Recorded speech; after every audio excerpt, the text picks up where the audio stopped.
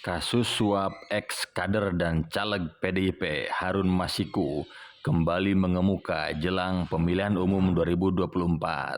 Hingga kini tersangka kasus dugaan suap pergantian antar waktu anggota Dewan Perwakilan Rakyat periode 2019-2024 itu juga masih buron.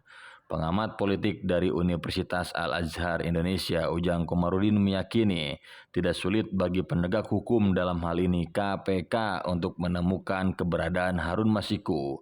Namun demikian, hal ini diurungkan karena penangkapan Harun Masiku bisa berimbas kepada partai politik tertentu, terutama menjelang pemilu.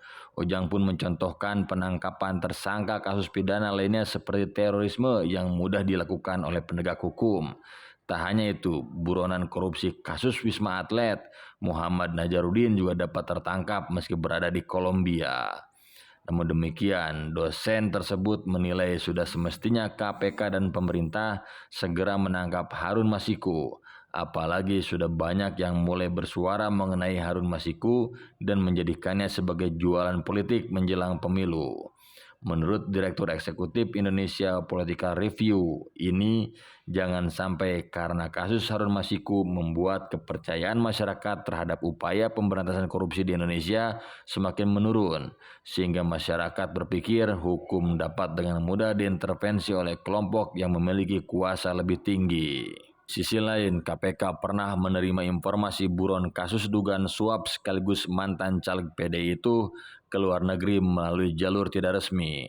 Hal itu yang membuat tim KPK sempat mendatangi negara tetangga beberapa waktu lalu untuk mengecek keberadaan Harun meskipun hasilnya nihil. PLT Deputi Penindakan dan Eksekusi KPK Brigjen Asep Guntur mengatakan, berdasarkan informasi dari Divisi Hubiter Polri, sudah ada kerjasama polis to polis dengan sejumlah kepolisian negara lain yang memungkinkan KPK untuk ikut terlibat.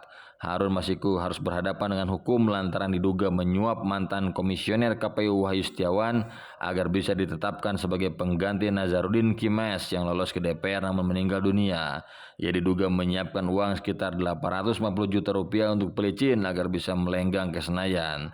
Terhitung sudah lebih dari 850 hari KPK tidak mampu menangkap Harun.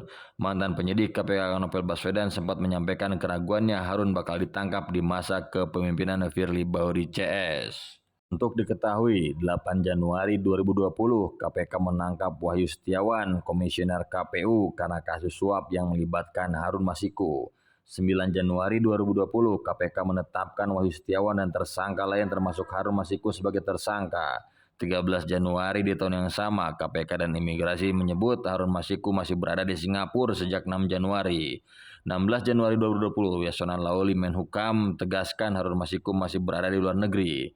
20 Januari, Ketua KPK menyatakan Harun Masiku sudah masuk daftar pencarian orang alias buron hingga saat ini.